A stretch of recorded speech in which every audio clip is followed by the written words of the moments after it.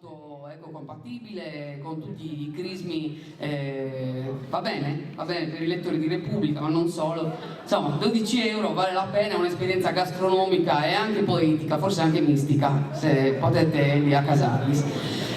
Ho detto tutto, a parte che ovviamente tra poco riaprirà il punto vendita delle nostre merchandising, magliette, sportine, felpe del Capodanno e Sos Poetas per sostenere il festival, e anche il libro che Guido Guidi e Mariangela Gualtieri hanno dedicato a Seneghe e che diamo con un contributo di 20 euro minimo all'associazione per sostenere il festival, un libro molto bello di uno dei più grandi fotografi contemporanei italiani. Ho detto tutto e anche troppo, adesso lascio la parola appunto al nostro amico, sostenitore, una persona che è sempre stata vicino al festival e che viene sempre volentieri, almeno così dice, se finge bene, Umberto Fiori.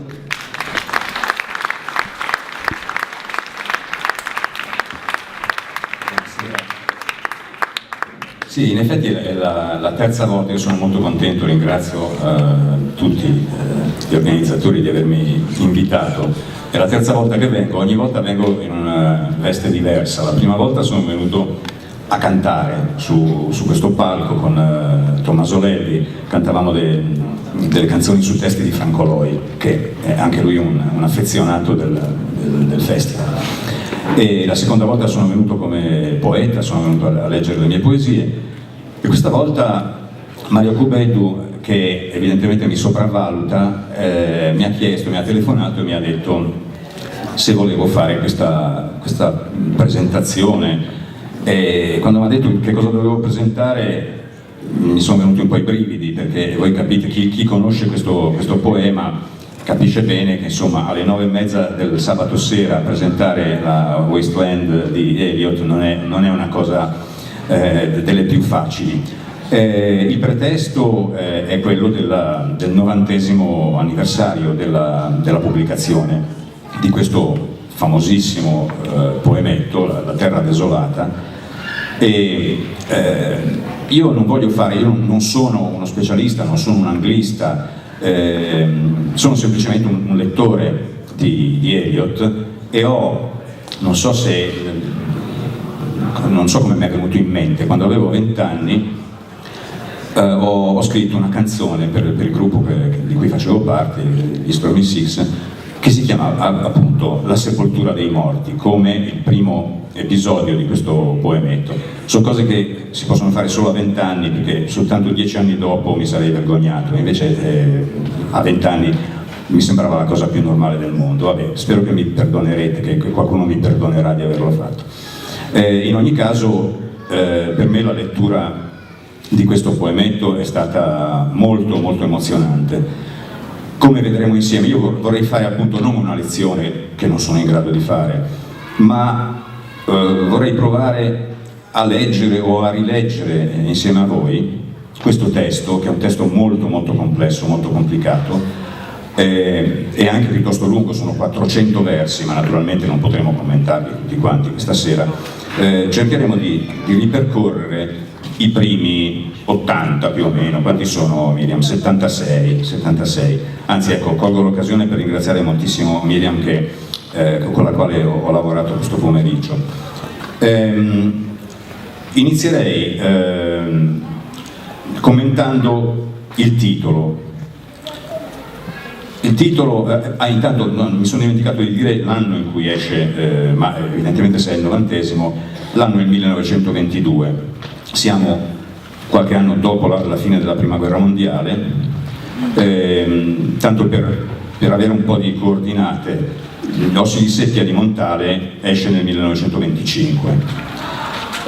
Sono anni di estrema crisi della poesia in tutto il mondo occidentale, estrema crisi perché la poesia da tempo ha perduto quello che Walter Benjamin chiamava il mandato della classe dominante. Quando parlava di Baudelaire, diceva Baudelaire è stato il primo a rendersi conto che la poesia, che il poeta aveva perduto il mandato della borghesia, della classe dominante. Cosa vuol dire? Che da un certo momento in avanti in Europa il poeta non è più il portavoce della classe dominante e quindi la poesia comincia ad essere emarginata dalla cultura e se vive di vita propria e vive chiedendosi continuamente qual è il suo ruolo, qual è la sua funzione all'interno della cultura e cercando di riconquistare un ruolo centrale che un tempo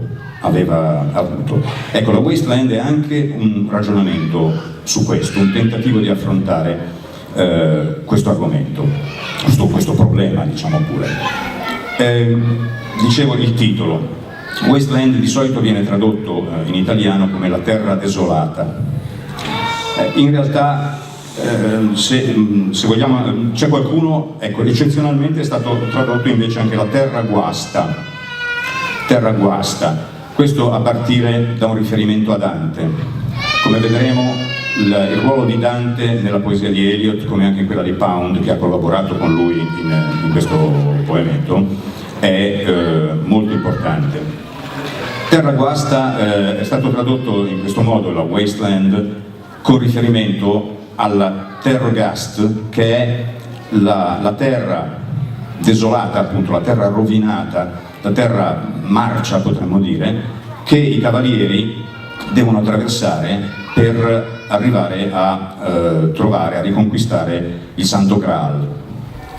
Come vedremo, il tema del Santo Graal è un motivo che percorre tutto il poemetto. Ma Wasteland, tutto attaccato, in inglese significa anche un'area abbandonata, che possiamo trovare anche, non so, in una città, no, dove non c'è niente di fabbricato, un deserto, uno squallore.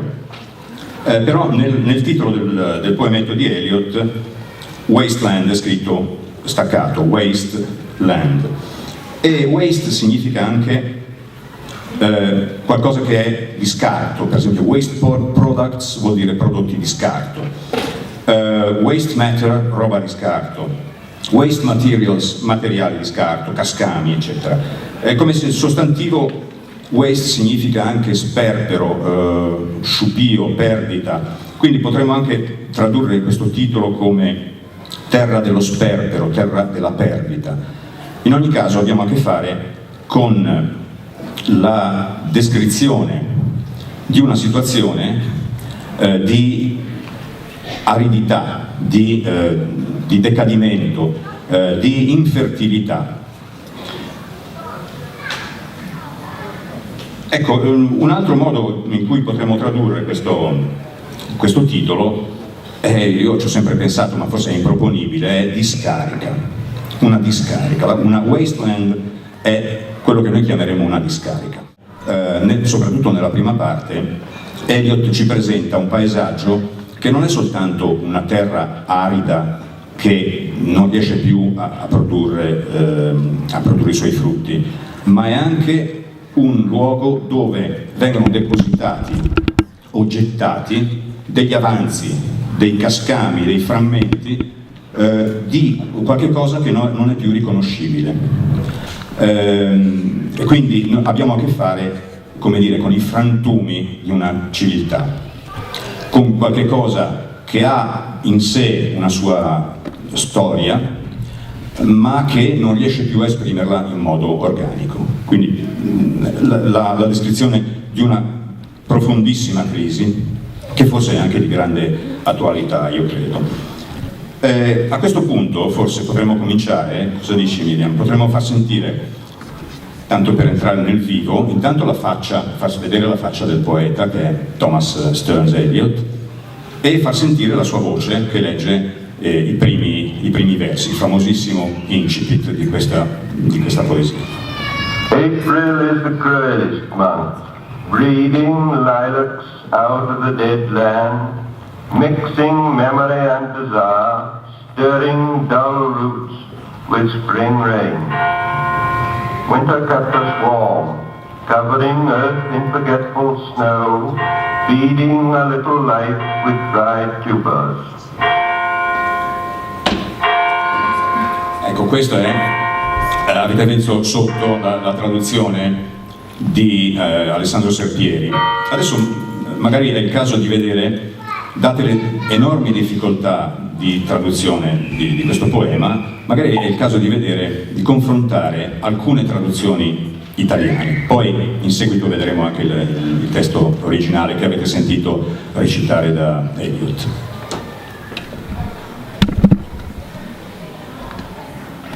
Ecco, la prima è di Roberto Sanesi.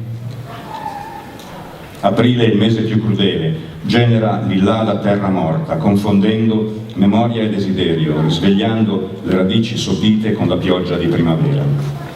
Quella di Mario Prazzi. Aprile è il mese più crudele, genera l'illada la terra morta, mescola memoria e desiderio, stimola le sopite radici con la pioggia primaverile. Questa di Bandinelli. Aprile è il mese più crudele, generando l'illada la terra morta, mischiando memoria e desiderio, eccitando spente radici con pioggia di primavera. E poi ancora, ne abbiamo saltata una? Ah no, ok. No, strano, cioè non è più. Va bene. Sotto, l'ultima. Aprile tra i mesi il più crudele, la terra morta libera il là, al desiderio mescola il ricordo, le torpide radici egli riscuote, portando le piogge in primavera. Come vedete in quest'ultima di Vincenzo Omai, il tentativo è quello di rendere la cosa metricamente più italiana, diciamo, con l'uso dell'endecasillabo, eccetera. Ecco, il problema di traduzione di questi primi versi, come avrete visto, è soprattutto quello di tradurre questo Breeding Lilacs from Dead Land. All'inizio, se lo fai rivedere per favore, l'originale inglese, vedete, April is the cruelest month, breeding lilacs out of the dead land, mixing memory and desire, stirring dull roots with spring rain. E queste forme inglesi, che sono tutte alla fine del verso, vengono a volte tradotte con il gerundio, a volte invece vengono tradotte, secondo me più opportunamente, con un indicativo presente, un presente assoluto. A questo punto potremmo, se siete d'accordo, potremmo entrare nel poema e vedere, visto che abbiamo discusso molto rapidamente del titolo, vedere questo famoso esergo, che è abbastanza sconcertante, soprattutto per un poeta americano. Come sapete, Eliot era americano, poi trapiantato come Pound in Inghilterra, è molto legato alla tradizione europea e in particolare alla nostra tradizione greco-latina e italiana. Qui abbiamo un testo in latino: nam sibillam quidem cumis ego ipse oculis meis vidi in ampulla pendere et cum illi pueri dicerent sibilla tizeleis rispondebat illa apozzanei in zelo. Cioè, quello che sta parlando, che tra virgolette, è niente meno che Trimalcione, il nuovo ricco, che è il protagonista del Satiricon di Petronio, e ne parla con grande leggerezza in mezzo a un sacco di stupidaggini che dice. Parla di questa Sibilla, cioè una profetessa, che dovrebbe essere un personaggio tragico, che invece lui dipinge come un personaggio ridicolo e caricaturale, e però quasi senza rendersene conto torna a restituirle tragicità nella risposta che lei dà a questi pueri, cioè a questi ragazzi. Ho visto a Cuma con i miei occhi una Sibilla sospesa in un'ampolla, quindi quasi miniaturizzata, una Sibilla in bottiglia, potremmo dire. E quando quei fanciulli, quei ragazzi le dicevano: Sibilla, che cosa vuoi? Lei rispondeva: voglio morire, a Pozzanei in cielo, voglio essere morta. Questo direi che è molto significativo, anche se gli esergo vengono a volte trascurati, però io credo che questo esergo sia significativo perché è come se Eliot ci desse una chiave di entrata nel suo poema, anche dal punto di vista del tono e dello stile. Non ha scelto appunto un testo tragico, ha scelto un testo comico, il satirico è un testo comico, e la Sibilla all'interno di questo testo viene appunto ridotta a una figurina, a qualche cosa di desueto, di ridicolo. E però Eliot compie in questo quell'operazione che compie anche nel suo testo, cioè un abbassamento comico, un abbassamento ironico, che però non si riduce in una rinuncia alla serietà tragica della poesia, ma la recupera sotto un altro aspetto, riesce a recuperarla sotto un altro aspetto. È una cosa che mi pare molto importante, perché mettiamo soltanto per parlare della nostra poesia, della nostra letteratura, nei primi anni del Novecento una delle opzioni rispetto alla crisi della poesia era appunto quella dell'ironia, del distacco ironico. Pensiamo per esempio ai crepuscolari. Se pensate a Gozzano o altri crepuscolari, l'operazione è quella appunto di come dire, smarcarsi dal ruolo di poeta e indossare una maschera che ti permette di fare poesia senza però essere ingaggiato direttamente nella serietà che la poesia comporta. Non si può più fare poesia lirica in modo diretto come lo si poteva fare prima, la si può fare soltanto abbassando il tono, avvicinando tutto alla quotidianità, sdrammatizzando e prendendo le distanze. Eliot non cade in questa trappola, dico trappola perché la ritengo tale, poi qualcuno può anche non essere d'accordo, ma riesce a gestire questa ironia che è quasi indispensabile nella poesia moderna, contemporanea, e appunto a ritrovare un pathos, una serietà anche all'interno della crisi della poesia. La dedica: For Ezra Pound, il miglior fabbro. Perché questa dedica? Non è una dedica qualsiasi, non è semplicemente la dedica a un amico o a una persona stimata. Ezra Pound, che è un altro, come sapete, un altro grande poeta americano trapiantato in Europa, Ezra Pound aveva collaborato direttamente alla composizione del poemetto di Eliot, ma aveva collaborato in un modo molto particolare, facendo quello che oggi chiameremo un editing. In poesia l'editing è una cosa che non si fa praticamente mai. Io credo che nessun poeta contemporaneo accetterebbe mai di essere sottoposto a un editing, cioè alla revisione da parte di qualcuno che se ne intende, di un editor, appunto di un editore, di un redattore dei suoi testi. Eliot invece evidentemente aveva una tale stima di Pound che accettò di farsi tagliare addirittura quasi la metà di quello che aveva scritto. E magari riusciamo a presentare, eccolo qua, benissimo, grazie Miriam.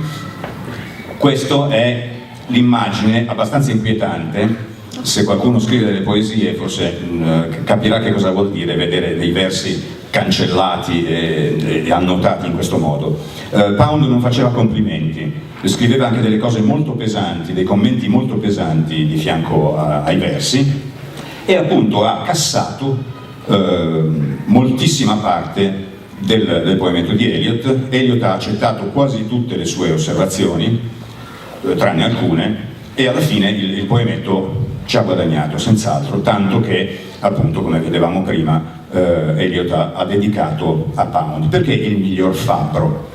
Qui evidentemente non si parla di fabbro in senso letterale, ma si parla di fabbro come artefice, e il riferimento è a un canto del Purgatorio, quello dove Dante incontra Guido Guinizelli e parla con lui e gli fa un sacco di complimenti, forse qualcuno se lo ricorderà.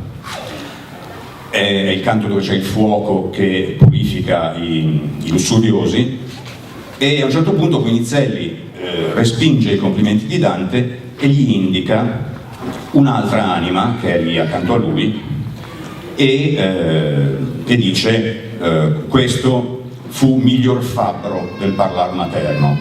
La persona di cui si sta parlando è Arnaud Daniel, che è un grandissimo